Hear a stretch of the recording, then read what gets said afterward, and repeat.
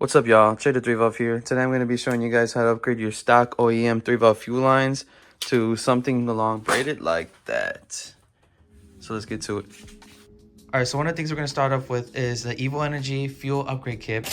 They give you an option between 16-foot and 20-foot AAN line or 6AN. They give you a tool, give you a little bracket to hold the line as well. A dual if you want to run two at the same time here. Your straights, your 90s, your 45s, your 180s. I also went with the AAM 400 intake fuel pump. I also went with the 10 micron Evo Energy fuel filter. Nice looking filter, 10 micron. They also give you 6 AN lines to, I assume that's 8 AN, just a 6 AN female to an 8 AN. We're not gonna need that, but they also give you 4 of these, so you could put these guys at the end of here. Yep. And I also got this tool. This is optional, just so I don't scratch anything. We're also gonna need this 3/8 quick disconnect to 8 AN 90. You can get this on Amazon. This will hook up to our stock fuel rail to our 8 AN. So if we come over here, this guy will go directly right here, and then from here we can start our 8 AN line. So it's gonna look pretty nice, gonna look pretty clean, hopefully. Before doing anything to the fuel lines or fuel rail, etc., I want to cut pressure to the fuel system completely. One of the things you could do is you can disconnect your fuel pump and run your car till it dies. This tool right here specifically is, what am I looking at here? A half. This is a half right here. So we want the tab side. I don't know if you can see that. There's like a little tab on this side and nothing on the other side. You want that tab to go in through here because there's springs in there. I don't know if you can see that. Springs inside here. You need to pretty much push this piece into here. Let's wiggle it in here a little bit. Have the springs load onto the plastic, and that's releasing the little tab that's in there. And once you do that, you should be able, sometimes you got to push it in and then kind of wiggle it out. Okay, we're out there. So I put this tool back in here and we should see no fuel. Okay.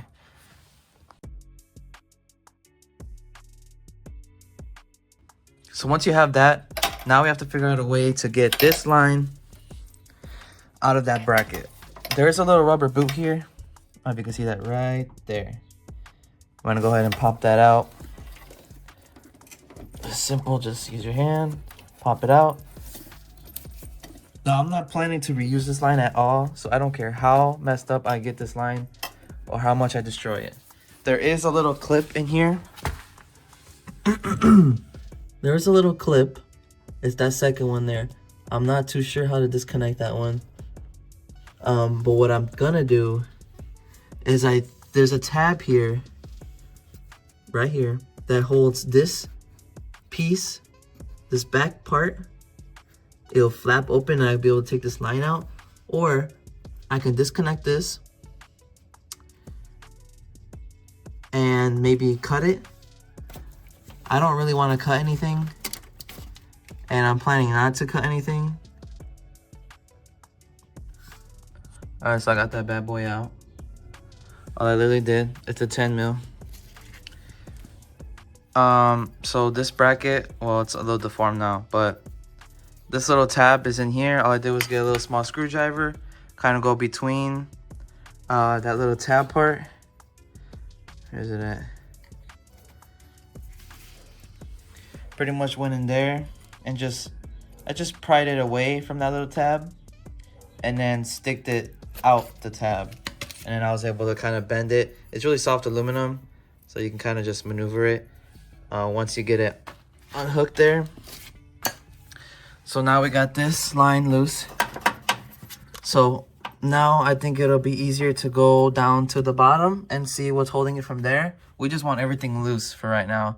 Once I'm able to get the line down there loose, I can start to remove it. FYI too, when you're pulling this out, be careful of fuel, so make sure you have a rag with you. But now we're here, got this line completely out. We're gonna go ahead and take this side out. So I should be able just to unclip this and pull the fuel filter out. And then I can start taking this side out, which I think is just this bracket here. I'm not sure what size that is. Let's see if that's a 10. Look at that, it's a 10.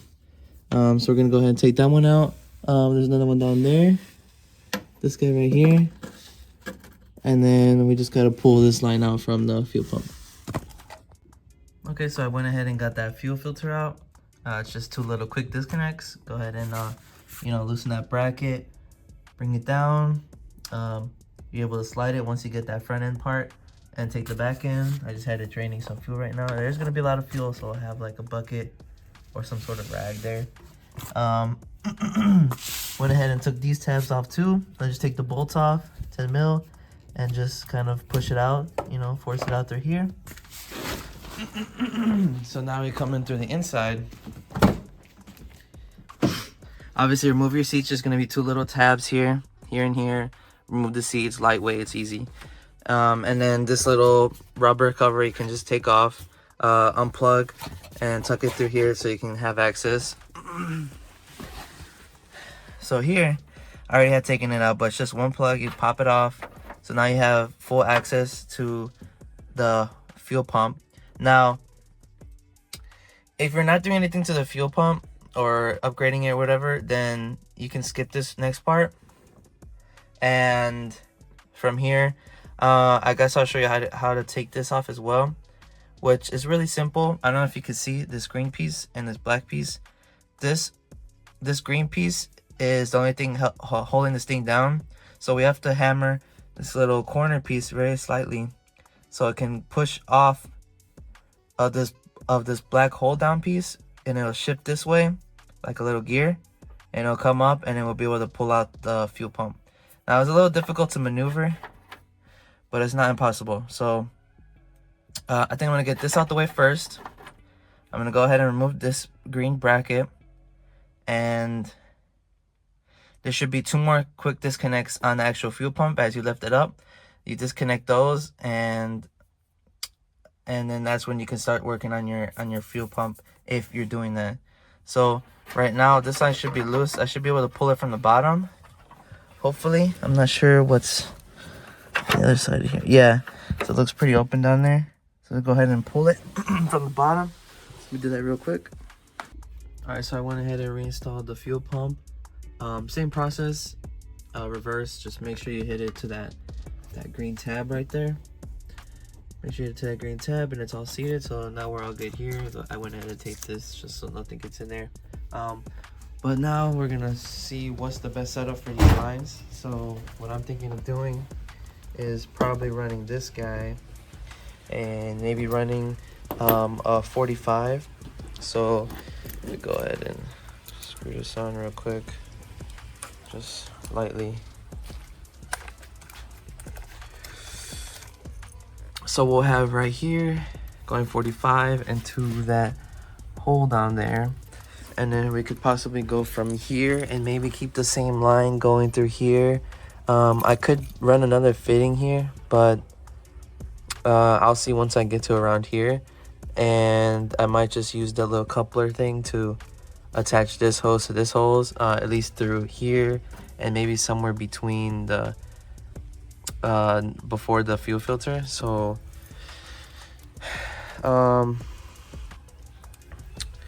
let's go ahead and put this guy in here and unreel the line and try to put it through here. So let's do that real quick. So I went ahead and put this together. I put that 45. I put the line to it. It's really not that hard. I'm gonna go ahead and show you the process. I just wanted to do it one time myself to see if it was a little hard to do, but actually it's not that bad. So I went ahead and zip tied this here just so I know my distance here. Ran it through here, so I'm gonna take this out once I measure to see how far I need to go for my fuel pump. My fuel filter. So I'm gonna go this way, mark it up with some tape, and see how far I need to put it, and then I'll put the fitting on this side and show you guys how it's done. And I'll show you guys how to properly cut these as well. So once you have your desired spot where you measured, put some masking tape, draw a line, go ahead and cover up the end if you care about scratching it or not. And you could either use the grinder or a handsaw, a fine handsaw to cut this. And I say put the tape so it doesn't leave a fray. So let me go ahead and do that, and then I'll show you what to do next. So when you take this fitting apart, you're gonna get this little metal sleeve. I already cut the end of it here. Now what you're gonna do is get you a little screwdriver. And you just want to slowly pry the outside. Let's see if I can get it to focus here. So I'm gonna go ahead and slowly pry the outside. It's hard to do with one hand and record. Give me a second. So just gonna stick it through here. Just pry the outside of it.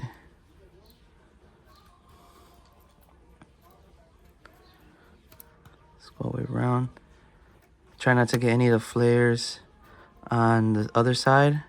Try to have it just completely separate in two pieces. Nothing too crazy. You just kind of want that opening so you can slide that sleeve in there. So I think it looks pretty good. Then your sleeve is gonna have, it's only gonna go on one way, so that tapered flare end is gonna go on this way. Like that. And I wasn't able to use the tool successfully, so I just used a mallet to try to get it in there all the way. Just go ahead and grab this. So we're gonna just tap it a little bit. Oh, that line's moving here.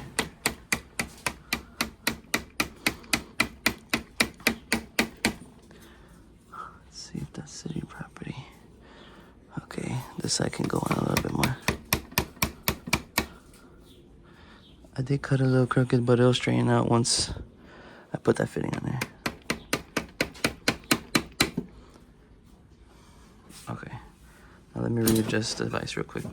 Before you do put that fitting, make sure that this part is on here first. So this is what you screw on. If you put this on before this, you're not gonna be able to get this part on. You're gonna have to remove this, and I'm pretty sure these are only one-time use, unless you didn't damage it in any way putting it in. So that part is already all the way seated. If you look in there, that plastic, there's a little rim in there on the inside. So that's already seated in there. So we can go ahead and grab this piece. I do put a little bit of WD-40 on the thread just so it can thread on quicker or easier. And you go ahead and put this on here. So once you go ahead and put that on there, you can bring this up. Start screwing by hand. This is what the other line looks like. Got switch straight here, 45 here. Go ahead and feed it through. Went ahead and put some WD-40 on this rag here and just spread it to the O-rings. Clipped it in. It looks nice and fit there.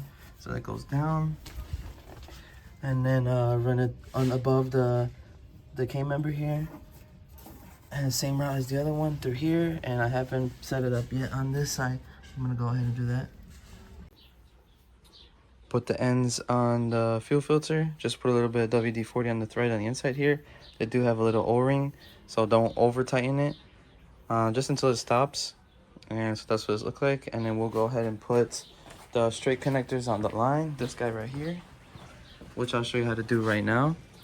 And then that will go onto here, and the line will go onto there. So right now we're gonna go ahead and measure up where it lines up, and we'll cut to installing that piece on there. That's what it's gonna look like. I just put one zip tie here for now. Left a little too much slack, so it's at the edge of the filter here. Went ahead and tighten this up as well. So I just gotta make one more section of the line. We're gonna do one straight here, and then we're gonna do one more coupling at the end with the same exact coupling as this guy here, the straight one. So we're gonna need two more straight ones. One for here, and then one going into the 90-degree elbow. Instead of the elbow, I'm gonna run this 45 from the pump out. So this is gonna connect to your fuel pump here. So I'm gonna go 45, so it goes out the direction of here. So it's gonna go 90, and then and then go straight down that way. Because if I do it straight, it might hit this curb here. So I'm gonna go ahead and do 45 down that way. And I already taped it and measured it from the other end over there. Right here. So I'm gonna go ahead and put this side 45 and that side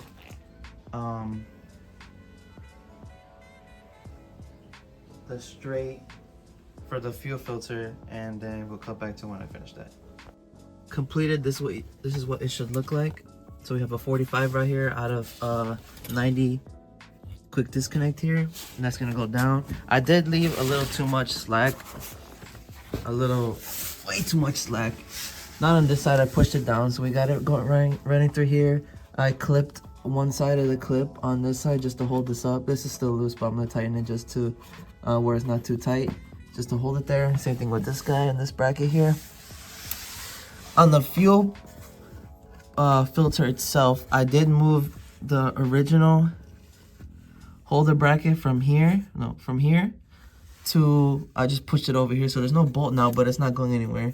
I also tightened these lines up, so we're going straight into here.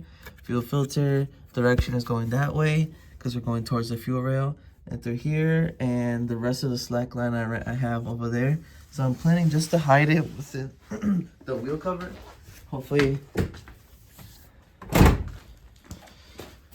So right here, I did leave a little bit too much slack, so I'm just gonna probably run it like this with the wheel cover in here. So that'll go like that, and then that wraps around through here and straight into the fuel rail here. So we're gonna go ahead and just tighten out all those little tiny bolts. We're gonna keep that open, plug that connector in, and we're gonna run some tests to see if it get any leaks or anything like that. It is the next morning. I went ahead last night and tested the car out. It was fine at first. I did get a spring to break in here, right in there. So that line did pop on me. So the original spring is right here. That was on the new one that I got. So I pulled one from the old one, took that spring out and put in this one, and now it's all good. I'm not sure if that spring is a little bigger or not, the one that it came with, but I went ahead and changed it. Not sure if there was too much pressure. I have no idea why that spring completely broke on me. Could have been faulty or something. But after that, I started fine. I was watching my fuel pressure. Everything was fine. Revved it up a bit. Obviously, I still have to drive it to see if it'll stay within consistent pressure. But as of right now, this is what it looks like. Looks pretty good. And this is good for rated 85 as well, so I'm definitely going to be probably running 85 in the future soon. But as of right now, this is what you're looking at. I'm going to go ahead and cut the video off here. Not that big of a process. We got more things coming soon. Now it's getting a little warmer out over here in Chicago. So we'll see you guys then.